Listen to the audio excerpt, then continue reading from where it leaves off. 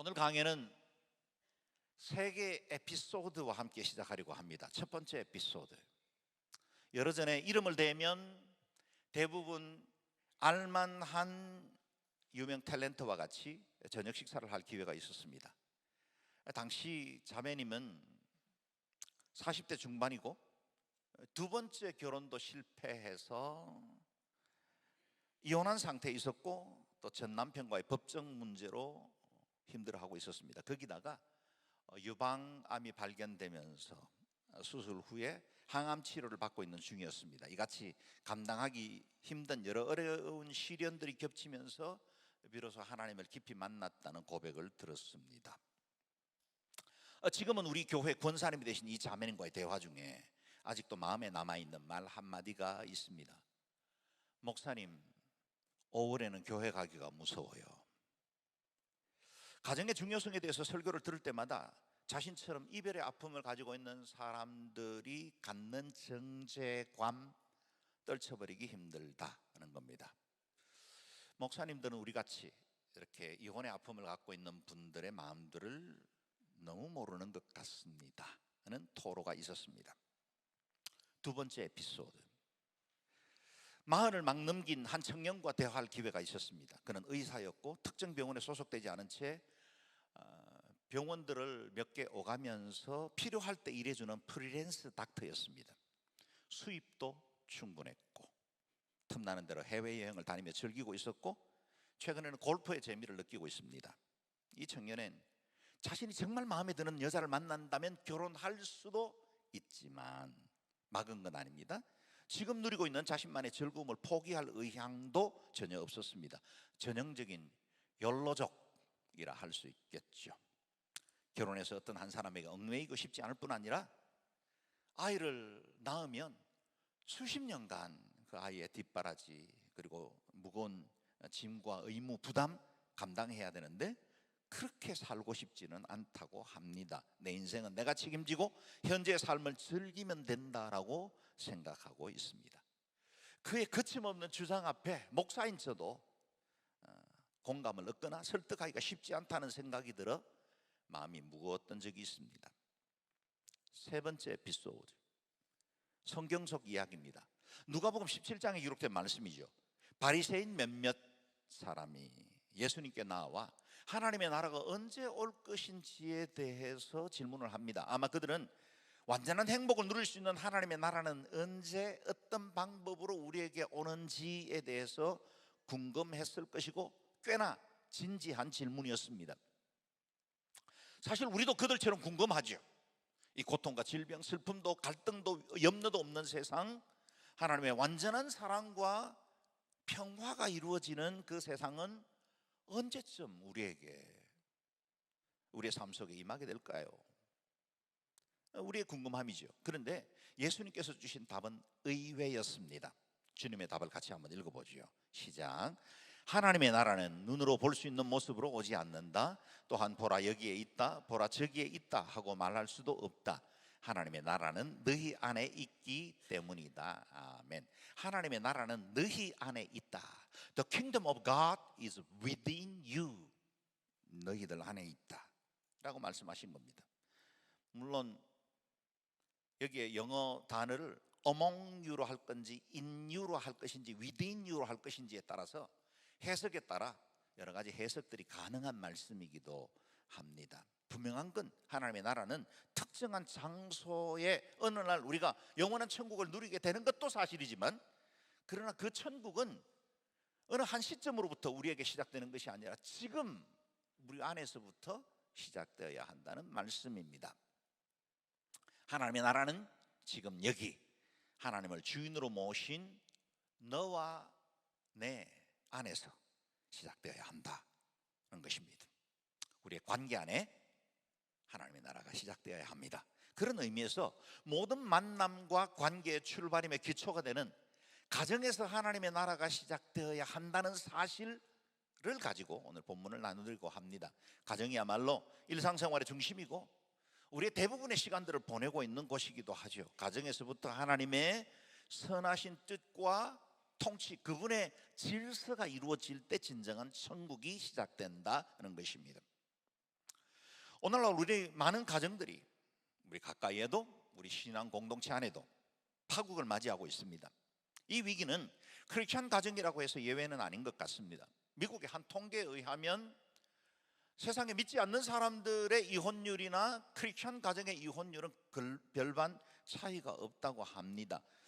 모르기는 몰라도 한국의 상황도 그리 차이가 나지는 않을 겁니다.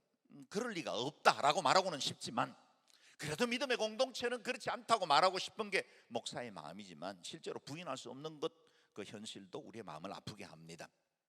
이런 현상은 아마도 여러 가지 원인들이 있고 개인의 여러 가지 성향의 차이도 없지 않겠지만, 하나님의 나라에 대한 오해로부터 시작된 것도 아닐까 싶습니다. 하나님 나라가 어느 먼 훗날에 이르는 특정 장소로 생각하고 제한하기 때문에 내 삶 속에서 우리의 가정에서 이루어져야 하는 하나님의 나라를 우리가 망각하고 있는 건 아닌가 하는 것입니다.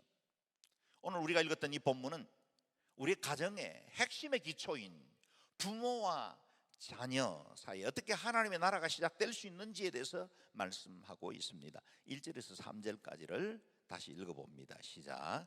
자녀들이여, 주 안에서 부모에게 순종하십시오. 이것이 옳은 일입니다. 내 아버지와 어머니를 공경하라. 이것은 약속 있는 첫 계명으로 그러면 내가 잘되고 땅에서 장수하리라고 약속돼 있습니다. 아멘. 본문을 묵상하다 보면 자연스럽게 이런 의문 한 가지가 떠오르게 됩니다. 우리의 가정의 관계를 풀어나가는 열쇠, 우리 가정 안에서 하나님의 나라가 시작되는 그 출발점을 가진 쪽이 세상의 기준과는 다르다는 사실입니다. 여러분, 부모와 자녀 사이에 둘 중 누가 더 큰 힘을 가지고 있을 것 같습니까? 사실 자녀가 아니라 부모이죠. 나이와 경험도 많고 재정적인 능력도 세상의 경험과 지혜도 훨씬 더 많은 쪽이 부모입니다. 그에 비해서 자녀들은 약자이라 그렇게 말할 수 있겠죠. 그런데 하나님께서 부모와 자녀 사이에 바른 관계를 세울 열쇠를 먼저 자녀들에게 요구하고 있다는 겁니다. 좀 더 힘이 있는 것처럼 보여지는 부모가 아니라 힘이 없어 보이는 자녀들에게 순종할 것을 먼저 명령하십니다. 가정은 힘이 지배하는 사회가 아닙니다. 힘으로 눌러서 이기는 것은 거짓 평화입니다. 만약에 가족 구성원 중 누군가가 자신의 소리 제대로 한번 내지 못하고 희생당하며 조용히 눈물을 삼키고 있다면 그런 가정은 평화로운 가정이라 할 수 없지요. 마치 팍스 로마나가 로마의 군사력으로 제압된 평화, 위장된 평화인 것처럼 그 가정도 진정한 평화는 아닐 것입니다. 하나님 나라의 통치 원리는 순종과 섬김으로부터 시작됩니다. 사랑하고 순종할 때 참된 평화가 이루어집니다. 여러분, 우리의 가정의 질서가 그 가정의 재정적 기여도나 아니면 지위 또는 사회적인 관념 이런 것들로 인해서 만약에 그것이 질서가 이루어진다면 그건 하나님의 가정, 성경적 가정이라 할 수가 없습니다. 하나님은 세상적인 기준으로 보면 더 힘이 없고 연약해 보이는 쪽에 행복의 이니셔티브를 주십니다. 자녀들이 부모님을 존경하고 순종함으로 진정한 행복과 질서를 시작하라 하십니다.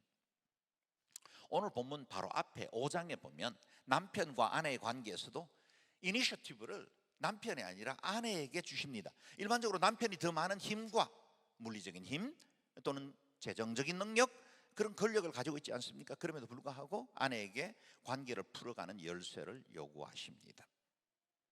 순종으로 말미암아. 또한 6장 말씀에도 보면 이어지는 말씀에 상전과 종의 관계에서도 분명 을의 위치라고 말할 수 있는 종들에게 먼저 순종 열쇠를 요구합니다.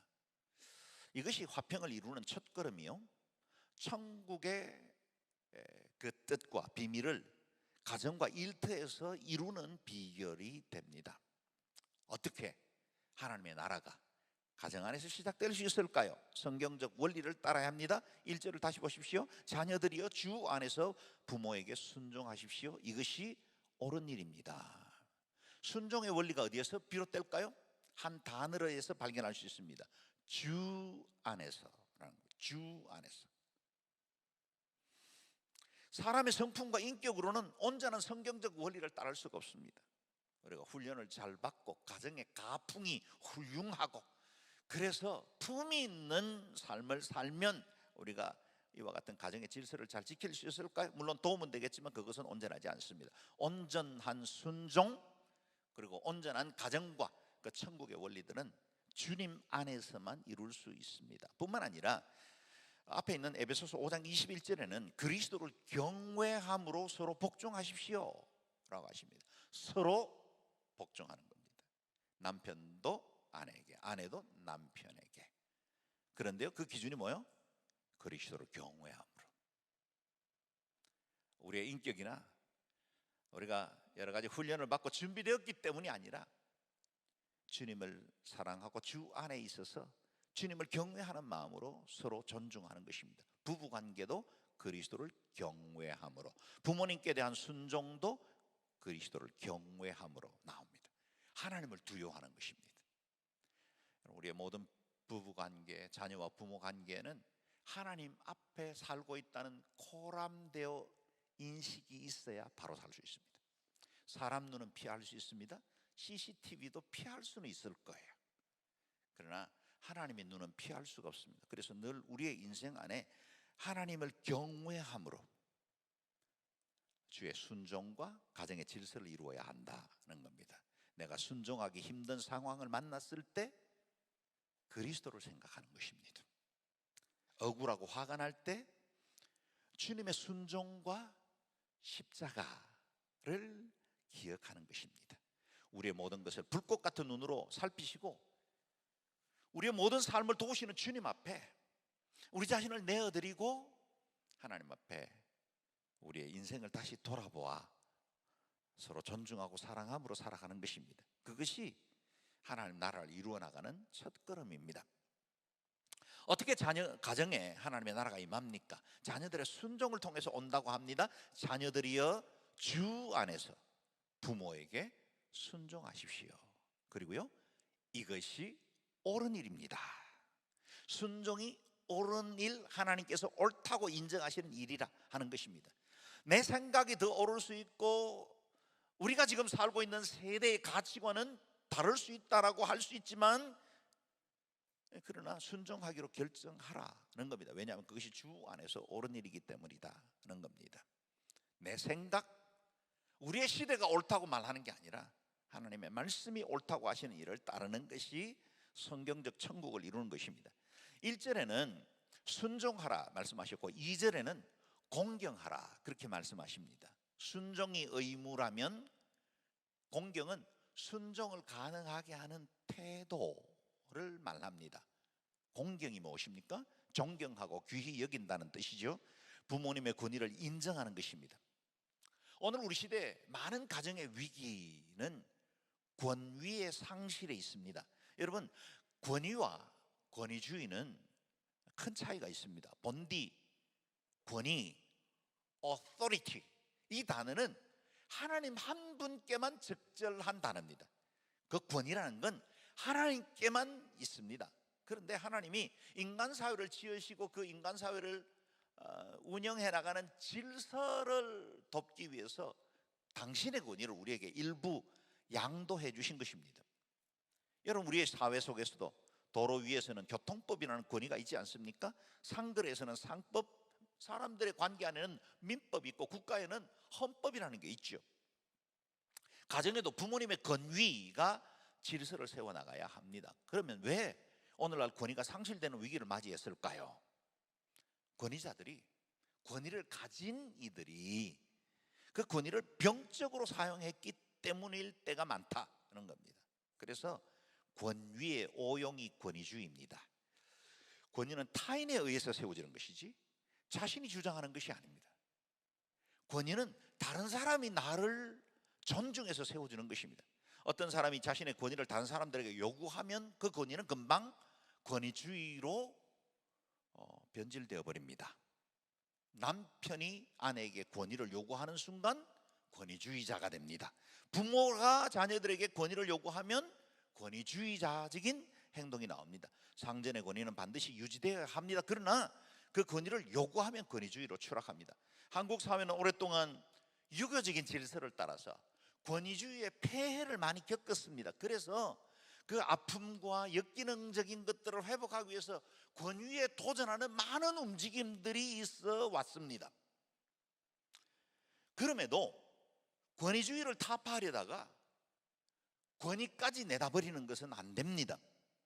아기를 목욕시키고 난 후에 목욕물과 아기를 같이 갖다 버리면 안 되죠.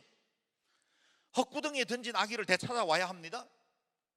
우리가 권위주의를 타파하려다가 내다버린 이 권위를 다시 되찾아와야만 합니다. 과거의 유물처럼 여기던 그 권위, 그게 회복되어야 합니다. 그래야 가정이 삽니다. 교회가 삽니다. 국가도 사회도 바른 질서가 세워집니다. 국가에는 대통령의 권위가 살아야 합니다. 정치적인 지도자, 우리가 너무나 우리 투표로 뽑기 때문에 너무나 가볍게 여길 때가 많습니다. 그런데 그 질서들이 존중되어져야 합니다. 그래야 국가도 건강성을 유지할 수 있습니다. 실제로 내 부모를 공경하라는 명령은 기독교만의 특별한 도덕은 아닙니다. 대부분의 종교들이 부모 공경을 가르치죠. 불교의 10계에도 부모 공경이 나와 있습니다. 내 부모를 공경하라는 이것은 보편적 윤리이기도 합니다. 그런데 성경에서 주신 이 부모 공경에 관한 명령은 몇 가지 점에서 특별합니다. 첫 번째, 이 명령은 사람에게 주신 가장 어뜸되는 계명입니다. 하나님께서 시내산에서 주신 10가지 계명 가운데 첫 번째 4개의 계명은 하나님을 섬길 때 우리가 가져야 할 율법들이고, 5번째부터 10번째 계명까지는 사람들 관계 안에서 이루어지는 계명입니다. 그런데 인간을 위한 6개의 계명 가운데 그 첫 번째 계명, 5번째가 내 부모를 공경하라는 겁니다. 하나님께서 인간 사회에 주신 어뜸되는 계명이다는 겁니다. 두 번째, 이 계명의 특징은 계명을 지키는 자에게 보상이 약속된 계명이라는 것입니다. 출애굽기 원문에는 이렇게 기록되어 있습니다. 내 부모를 공경하라. 이어지는 말씀에 그러면이라는 접속사가 있죠. 결과가 따른다는 뜻입니다. 만약에 내 부모를 공경하기만 하면 내 하나님 여호와가 내게 준 땅에서 내가 오래 살 것이다 말씀하십니다. 10계명 중에 약속이 있는 첫 번째 계명이자 동시에 보상을 약속해 주신 유일한 계명이기도 합니다. 우리가 마땅히 지켜야 할 도리로서 부모님을 공경하고 순종해야 하는데 상은 하나님이 주시겠다 하십니다. 여러분, 우리가 마땅히 인간의 도리로서 부모님 공경하고 순종하고 사랑해야 하는데, 그런데 그것에 대한 상을 하나님이 주시겠다 하십니다. 부모님을 공경하는 것은 하늘의 법이다라는 사실을 보여주죠. 그냥 명령만 하셔도 당연히 실천해야 할 근본적인 도리인데 보상까지 약속해 주셨습니다. 왜요? 그만큼 중요하기 때문에, 그리고 인간 사회의 질서를 이루는 가장 중요한 계명이기 때문이다 하는 겁니다. 그러므로 여러분, 부모 공경은 마땅한 일이기도 하지만 나를 위해서 하는 겁니다. 나를 위해서. 내가 복받고 우리 자녀가 복받게 하는 비결이 부모 공경이다는 겁니다. 오늘 본문은 좀 더 구체적으로 설명했죠. 그러면 내가 잘 되고 땅에서 장수하리라. 형통한 삶과 장수의 축복을 말씀하시죠. 물론 이것은 문자적으로 부모님을 잘 공경하고 또 부모님께 효를 다하면 모든 것들이 형통하고 장수한다는 기계적 보정을 의미하지는 않습니다. 우리가 보는 대로 천하의 폐류나 같은 인간이 버젓이 오래 살기도 하고 떵떵거리며 잘 사는 것도 보게 되죠. 그리고 정말 착한 효자였고 정말 사람들 앞에 칭찬받는 사람이었는데 사고나 질병으로 일찍 세상을 떠는 경우들도 적지 않습니다. 성경에 약속 있는 첫 계명은 심청전처럼 인당수에 몸을 던졌더니 공양미 300석과 함께 또 이렇게 생명을 얻는 그런 권선징악의 설화와는 차원이 다릅니다. 여러분 기억하십시오. 부모님 공경은 부모님의 축복을 이어받게 합니다. 우리가 부모님을 공경하는 건 부모 세대로부터 주어진 그 축복을 이어받는 파이프라인과 같다는 겁니다. 우리가 부모님을 사랑하고 공경할 때 하나님께서 그 부모들에게 주신 그 축복들이 자녀 세대까지 유전되게 합니다. 그래서 성경의 족장시대 이야기들을 보면 다 어느 제사장이나 특정 지도자가 축복하는 게 아니라 부모가 자녀들을 축복하죠. 그리고 그 축복들이 자녀들에게 이어지게 하는 것입니다. 그런데 만약 부모님 세대가 아무리 복을 받았다 할지라도 부모님을 공경하는 마음이 없고 부모님의 질서를 따르지 않으면 그 복은 막힌 파이프라인처럼 그 복이 단절된다, 끊겨버린다는 겁니다. 부모님을 공경하는 것은 부모 세대의 축복을 이어받는 비결이다는 겁니다. 여러분과 제가 복 받기를 바랍니다. 부모님 공경하고 사랑함으로 하나님이 예비하신 그 축복을 받아 누리는 인생이 되시기를 주의 이름으로 축원합니다. 아멘. 세 번째, 부모님을 공경해야 할 또 한 가지 이유가 있는데 그것은 우리 모든 사람들에게 있어서 가장 영향력을 끼친 분이 우리 부모님이었다는 사실 때문입니다. 실제로 우리가 알고 있는 대로 부모님과 어떤 관계를 맺어왔느냐가 그 사람의 인성과 성품과 습관 그리고 인간관계의 질까지 영향을 미칩니다. 그래서 부모님의 따뜻한 돌봄과 존중을 받은 사람들과 그렇지 못한 사람들은 그 삶의 이후에 이어지는 여러 가지 성품과 개인에게 큰 영향을 끼칠 때가 많습니다. 100% 그렇게 이루어지지는 않습니다. 그러나 대부분이 그렇다는 것입니다. 우리가 이 땅에 태어나 처음으로 관계를 맺은 분이 바로 우리의 어머니와 아버지들이죠. 오늘날 사람들이 겪고 있는 마음의 상처, 일그러진 인격, 사회성의 결여, 그리고 우울증, 정신질환, 여러 가지 질병을 앓고 있는 사람들의 그 마음의 방 깊은 곳에 가보면 어느 한 구석진 방에 낡은 우리 부모님의 초상화가 걸려 있기가 쉽습니다. 내 기억에서 지워버린 줄 알았는데 아직도 그 초상화의 영향에서 벗어나지 못하고 있을 때가 많죠. 이제는 성인이 되었고 나도 엄마가 되고 아빠가 되었는데도 불구하고 여전히 내 기억 깊은 곳에는 초상화 속에 있었던 두 분과 맺은 그 관계가 그리고 거기에서 만들어진 아이가 덩그러니 거기 남아있다는 사실을 알게 됩니다. 심리학에서는 이것을 성인 아이라 그렇게 부르죠. 우리는 저마다 또 다른 자아, 성인 아이를 마음에 하나씩 두고 있습니다. 그 아이는 부모님과의 관계에서 자유롭지 못한 의존된 아이죠. 우리가 감정적으로도 생활에서도 삶에서도 인격적으로도 자유롭지 못했던, 그래서 전적으로 부모에게 의존되어 있던 그 시대에 나를 만들어낸 나의 성인자가 더 이상 성장하지 못한 채로 거기 아이로 남아있는 겁니다. 때로 왜곡되고 삐뚤어진 사랑과 기대감 때문에 독립되지 못하고 친밀감에 굶주린 아이, 사랑하고 싶었지만 그럴 수 없었던 아픔, 그리고 부모의 그릇된 삶의 흔적들로 인해서 마음 아파하는 아이가 거기 남아있다는 겁니다. 그리고 성장하지 못한 채 거기 초상 앞에 쭈그려서 엎드려 있는 한 아이를 보게 될 겁니다. 그래서 부모님을 공경하라는 명령은 우리의 옛자 성인 아이를 위해서도 꼭 들어야 할 메시지이기도 합니다. 내 아버지와 내 어머니를 공경하라는 명령은 우리 자녀들에게 주신 명령이 아니라 여전히 아이로 남아있는 내 마음속에 또 다른 자신에게 주시는 말씀이기도 합니다. 설사 우리 부모님이 이미 세상을 떠났다 하시더라도 내 구석방에 먼지 덮인 채 남아있는 부모님의 초상화를 다시 그려야 합니다.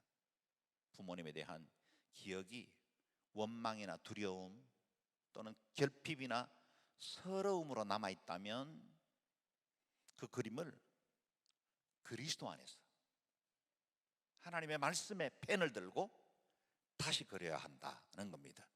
용서가 필요하다면 우리 부모님 이미 돌아가셨지만 내 마음속에서는 용서하고 떠나보내야 합니다. 내 안에 해결되지 못한 감정이 있다면 그 감정을 가지고 주님께로 나와 우리의 영원한 아버지 되시고 우리를 자녀 삼아 주신 하나님 앞에 그 관계가 다시 점검되어져야 합니다.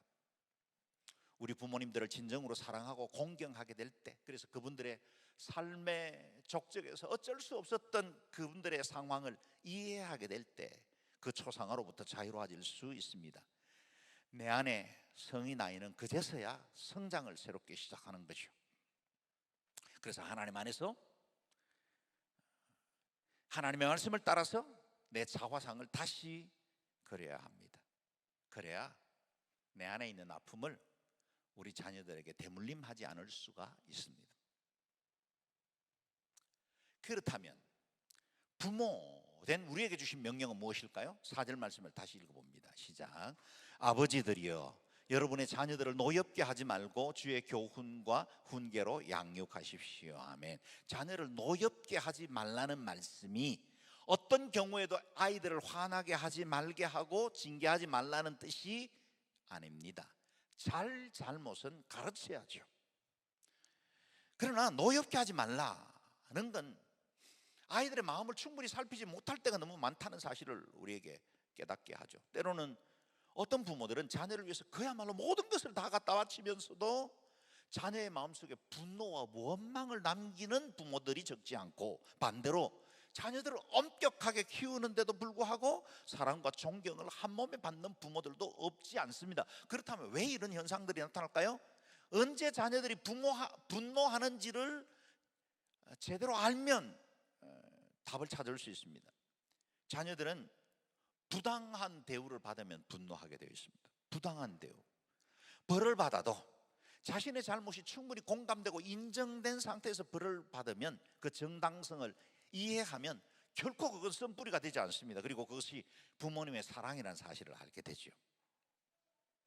또 다른 경우는 일관성이 없을 때 분노를 일으킵니다.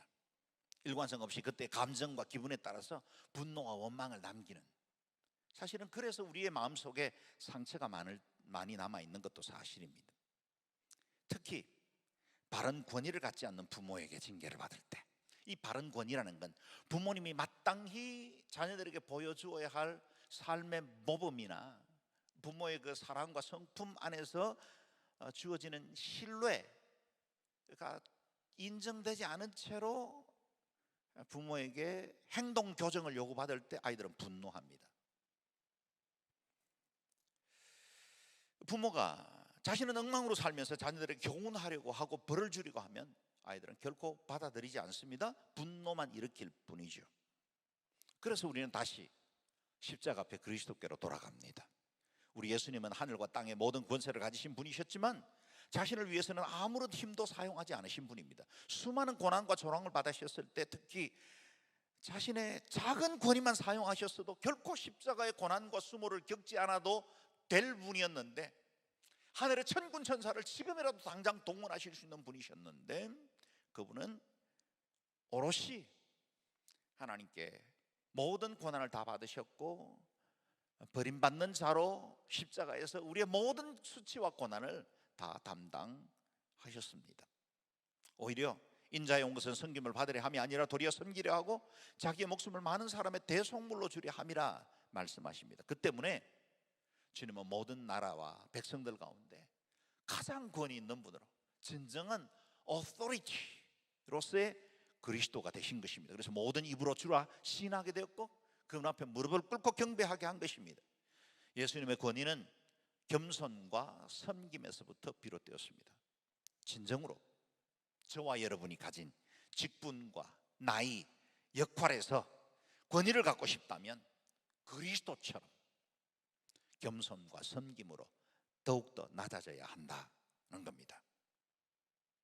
만약 우리가 그렇게 살면 다른 사람들이 나의 권위를 존중하고 순종하게 될 겁니다. 부모인 우리가 묵묵히 섬기고 사랑하면 우리 자녀들이 부모님의 권위가 하늘로부터 온 것인 줄을 알게 됩니다.